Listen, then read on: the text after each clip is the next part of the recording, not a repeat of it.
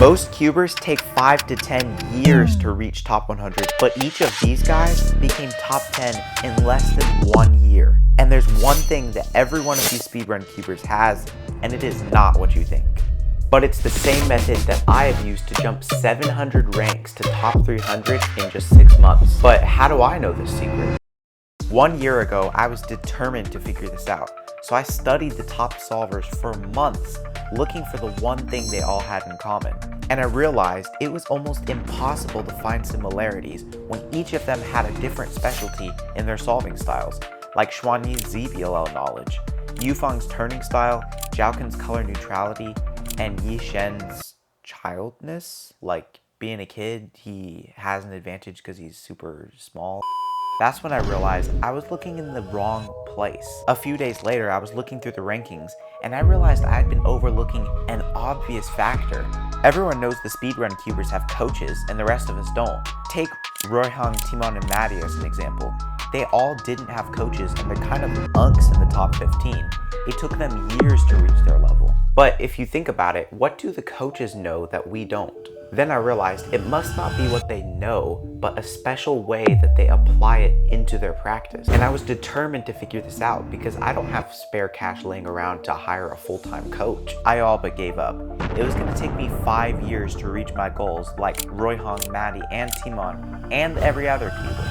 But then I remembered something. I had the chance to meet Yiheng Long in Malaysia when he was first coming up. And I even bunny-eared him in this picture. And what I noticed when recovering those old videos is that he had not one, but 2 coaches. One scrambled and drilled, but the other coach held the key that I was missing. To see where I'm going with this, I want you to pay super close attention to this solve. See if you can tell me what the weaknesses of my solves are. And let me know what you think in the comments. But it's not just me. Check out the world record holder Xuanyi's solves. Watch this solve in fast motion and tell me what the problem is.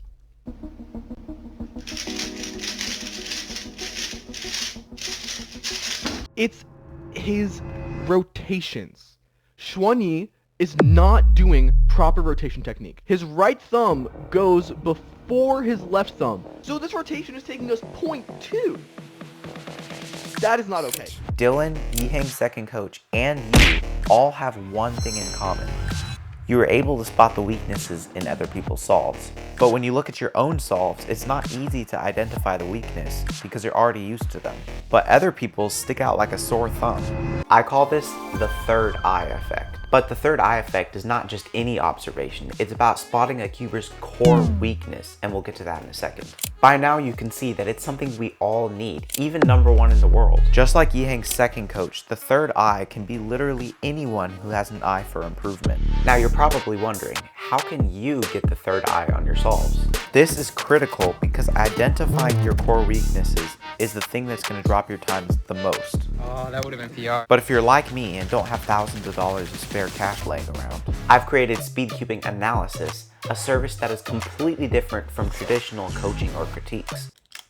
So the main obvious issue, which you should already know this at this point, is that you didn't... Instead of focusing on situational mistakes or minor execution fumbles, I'll analyze the root of your mistakes, your core weaknesses, across an entire average of 12. To join the 1%, there's a link in the description.